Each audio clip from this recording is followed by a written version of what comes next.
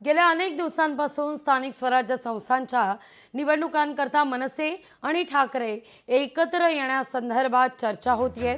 एकत्र येणार का हा सवाल उपस्थित होतोय.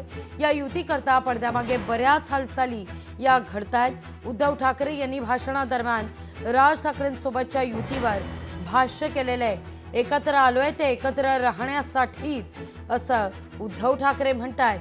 तर दोनही बंधू एकत्र आले तरी काही फरक पडणार नाही अशी प्रतिक्रिया परिणय फुके यांनी दिली आहे. कोण बोललं रे?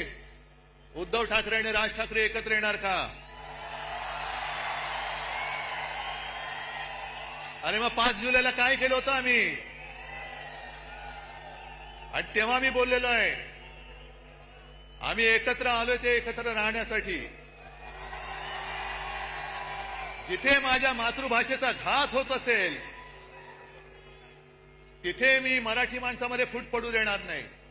मला असं वाटतं दोन्ही ठाकरे एकत्र आले तरी काही फरक पडणार नाही, कारण कुठेतरी दोन्ही ठाकरेंनी आपली क्रेडिबिलिटी खोवलेली आहे. उद्धव ठाकरेंनी संपूर्ण महाराष्ट्रात आपली क्रेडिबिलिटी खोवलेली आहे. मागच्या 25 वर्षापासून या लोकांचं मुंबई महानगरपालिकेवर राज्य होतं, मुंबईवर यांचं राज्य होतं. यांनी कोणताही विकास काम केला नाही. मुंबईला भकास करण्याचं काम आणि मुंबईमधनं मराठी माणसाला हातपार करण्याचं काम या दोघांनी केलेलं आहे. लोकशाही मराठी ऐका, पहा, जागरूक रहा.